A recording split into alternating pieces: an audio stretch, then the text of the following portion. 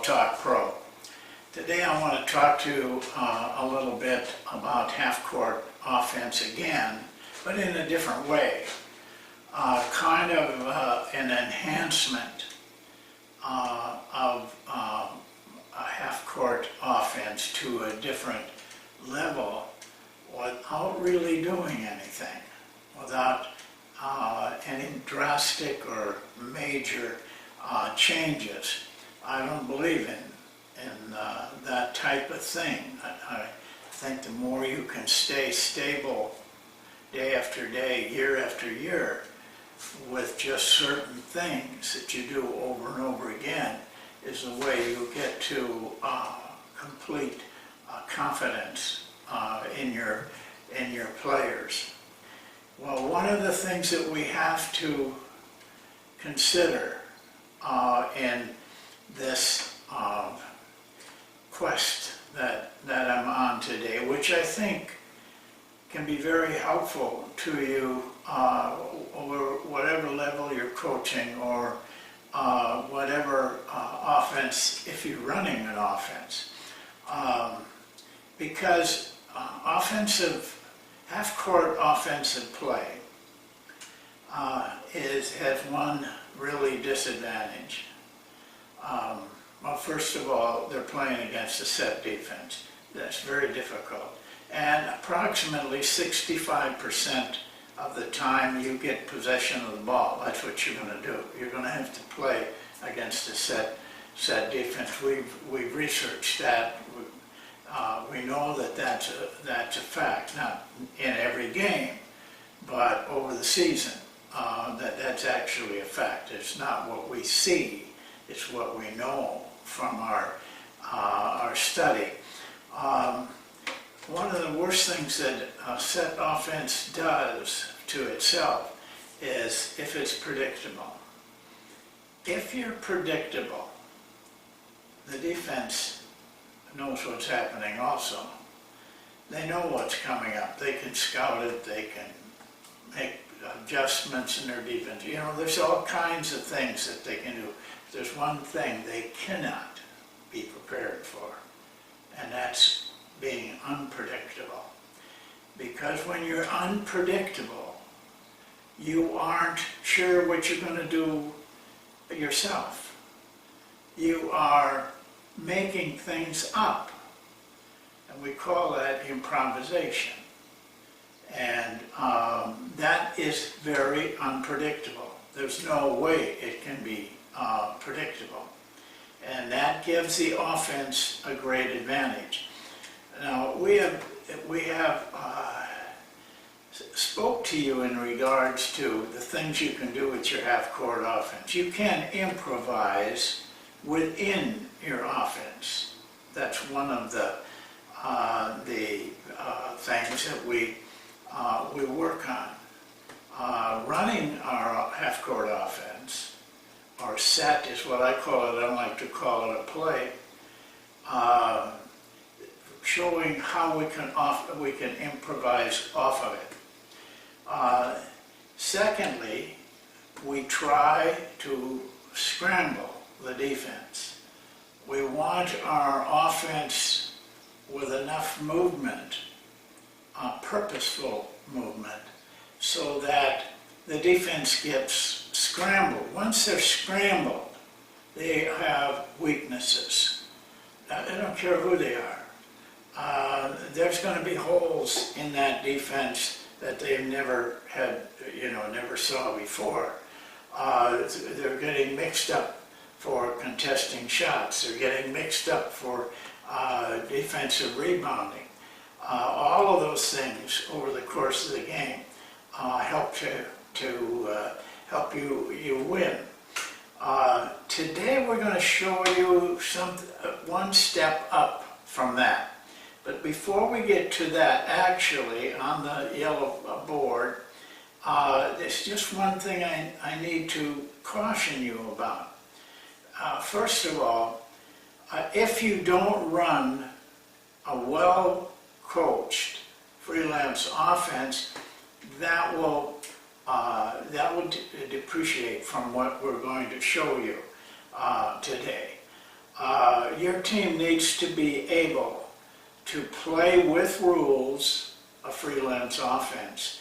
That will enhance you in itself, because once you can play freelance, you can move into set plays, set offenses very, very easily, and then you can improvise. Then you will know how, and you know how to scramble the defense. There's one other thing, though. Your players have to learn and be masters of cuts. That's one of the ways of putting it. There's really two types of cuts. One is without a screen. The other is with a screen.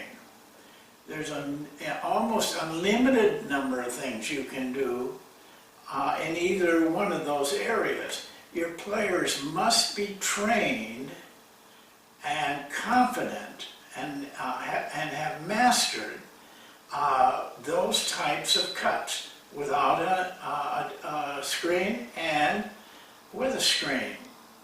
Without mastery in those areas, the skills of it, things will kind of be difficult for effectiveness. You will not, your players will not be able to do these things with confidence until you master them. And the only way you can master something is to repeat it and repeat it and repeat it. Now, a lot of coaches can't do that. I'd say about 90% of them can't do that. I don't know why, but they just avoid it.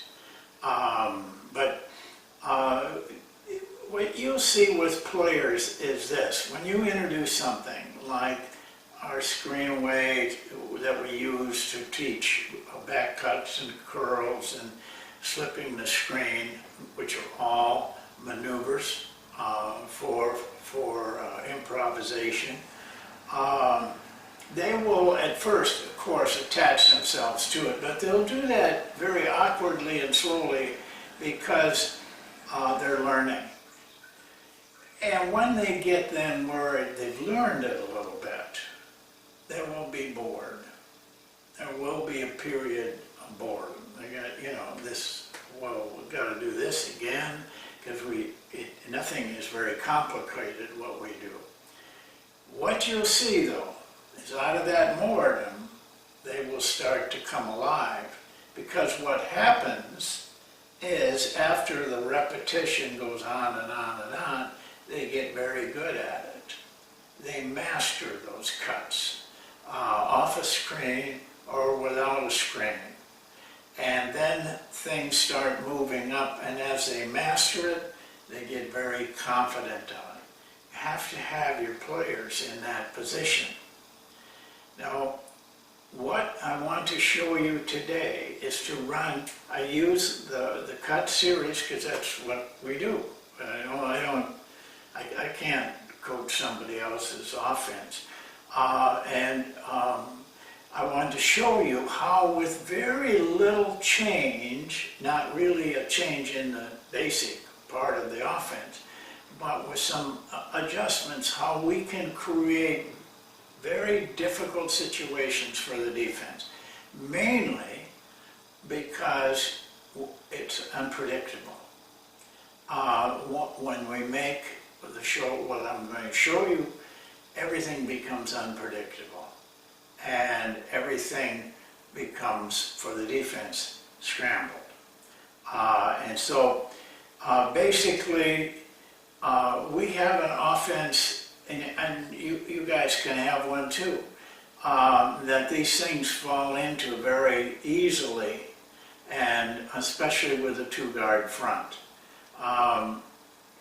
I have never run it with a one-guard front. It's something that you don't have to change, you just have to be creative and create the same situation. Now I'm going to take you to the board, and that will show you simply how this can be accomplished. Well, I've drawn up 3 parts of our offense, the cut series. We have a little bit more than that, but this is the basic offense, the cut series. And now I'm going to show you how that this can be turned into kind of a multiple type of offense. First of all, the basic part of this is cut 1. That's what we build off of in all the things that are going to happen up here. And I'm not going to go through the whole offense on any of them here. I'm just going to show you the start. Cut 1 starts with the pass to the wing. And just quickly, 2 wingmen, 2 guards, and a high post man that follows the ball. Okay, he hits and cuts through. You don't need to know any more than that. But there is a screen here, which will become important at the end. You should know cut 1. If not, it's in my book. There's a number of places on in the videos that you can find out about cut 1. Now, anytime in our offense that we come down into the half court, whatever play or set, I would rather use that term, we have called, usually from the bench, then the player with the ball has the opportunity to change that play anytime that he is either forced into it or he feels that the way they're playing something else would work better. And one of those things is to turn it into cut 2. We've called cut 1, we come down, hit the wing, cut through, just like cut 1. At that point it is cut 1, but right here, if this player, number 2, determines that this guy's fighting too hard over the screen, he can simply make a back cut on that and take himself right in to cut 2. Now cut 2, you'll have to, I'm not going to go through the whole thing, but cut 2, once you've made this cut, if we don't get the ball, we're in good position to run cut 2. We just run it from there. So the players have to see this. We call cut 1. They come down, run this, run that part, and all of a sudden this guy makes a bad cut. Now the whole team has to be attentive enough so that they see that it's not hard. They'll catch on to it very quickly. Now we're in cut 2. The defense doesn't know. They hear us calling cut 1. This just is something that they're not prepared for when they're looking for cut 1. The other place we can go is 1 can come down. Again, we could have called cut 2, cut 1, or something else. And he can then, instead of running cut 1, he hits the high post man automatically. That's the term. We know, the players all know, if that happens, they run automatic with all their options. Now, one thing you got to remember, within all of those 3 plays, we have a number of things that we can do to improvise off of. So they have a lot of things to think about defensively. Just this cut, and then when we get into screening, we got back cuts and curls. So now the defense is really in a guessing position. Now something else up to this point that you won't really, it's very simple. You won't even notice it, but we encourage this a lot, and that is the guard-to-guard pass. That shouldn't be a big thing. But what it does do defensively is all of a sudden they're overplaying hard here, they're sagging off here. Now we just make this pass, and we can just then run cut one, or we could run automatic, or the new weak side guard could change it into cut two, just by a simple pass, guard to guard. You'll be surprised how effective that is. You almost always easily get the ball into the wing, or into that high post man who is taught to follow the ball. That's a very simple adjustment. We still are running our offense all this time, the thing that we practice and get very good at. And here's another little simple thing. We always are, I'm just surprised at how effective this is. We just call out exchange. They can exchange. See, we could call cut one, they could do this, or they could just have an exchange and then run cut one. Now you have your forwards out here making all those cuts, and your guards are on the inside. Just that little change, I mean, you might come down, dribble, this guy might exchange to the weak side, hit the wing and run, cut a one through it, or he may do that and hit the high post man and run the splits off of that. So what you end up with is taking three very simple things and showing the defense a flurry of different things that they have to look at, and adjustments that they have to make. This then becomes very advanced, but it's not hard, it's not difficult, and players will learn it very easily. But if you're going to run this, you have to have 5 players that know every position, because they may end up in different spots except the 5. So this is the meat, this is an adjustment, back guard to guard pass, and the fact that we can turn any one of these calls into something else on the floor, just like a quarterback in football.